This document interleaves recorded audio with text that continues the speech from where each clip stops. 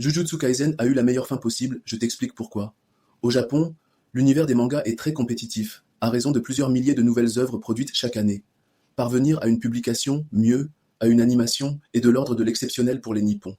Cependant, un revers insoupçonné se cache derrière chaque succès. Tenir le rythme de publication et les délais en maintenant l'intérêt des lecteurs sur le long terme peut devenir une torture.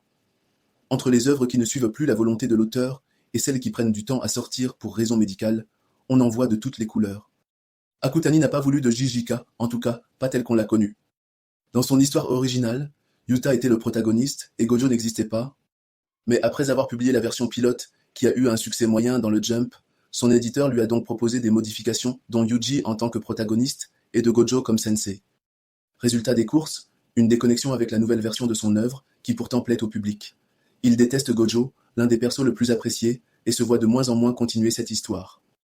À ce rythme, on se serait retrouvé avec un JJK à la Dragon Ball Daima sur plusieurs épisodes, dans une histoire sans queue ni tête. À la place, Akutami a mis fin à une œuvre qui n'était plus la sienne avec le minimum de dégâts possible. Toi, qu'est-ce que t'en penses? Écris ton avis en commentaire et n'oublie pas de t'abonner.